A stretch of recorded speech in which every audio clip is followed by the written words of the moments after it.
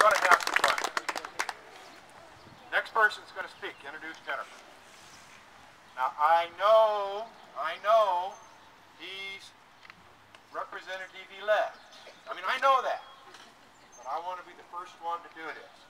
Our next speaker, newly elected from the 94th, Representative Steve Doyle.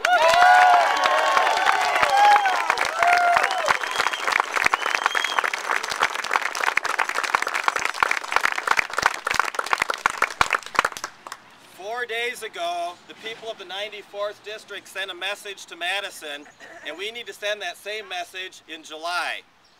We send a message saying that the war that the Republicans have declared is a war that we need to win.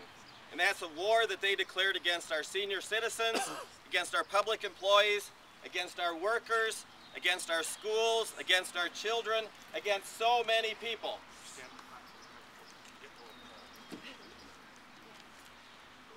And it didn't matter that they spent $400,000 to slime me.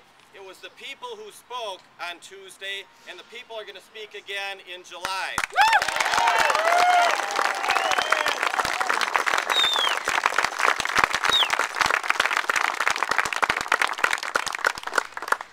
I appreciate the passion that we heard from our earlier speakers today, because they really tell the story that needs to get out throughout the 32nd District. People need to understand that it's our friends, our co-workers' lives and ability to sustain themselves that's at stake in this election. We need to send a message, and we all need to do it together. But I want to tell you a story of a young lady that I met a number of years ago who decided to run for the county board. She was a student here at UW-La Crosse, and she got herself elected from the student ward here in La Crosse against a person who was, what, about 105 years old, I think.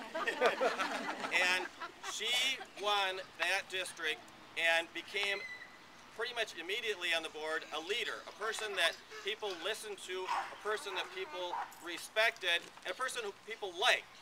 We don't always see that in politics, but when Jennifer, at that point, Ehlenfeld, got herself elected to the board, she immediately got in with people and started listening more than talking.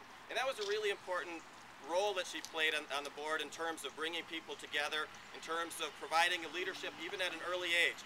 Shortly after that, our state representative from the La Crosse area, Mark Meyer, decided she had a lot of potential and would do a good job working in his office. And so she worked there for a period of time until even higher up, our Congressman, Ron Kine, said, hey, you know, here's somebody that I think really has some good potential, some good leadership potential.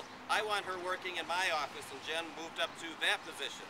Well, then we all know what happened after that. Jennifer got herself elected to the 95th Assembly District, and people thought, that's a pretty good thing. You know, she's a nice person.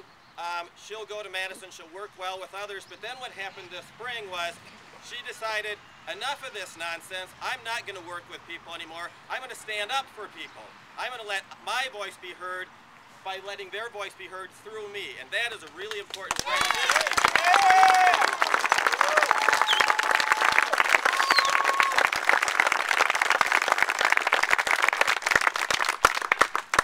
I want to say one thing that I said at my election night party the other night, and that is, I really love Jen. I have a lot of respect for her.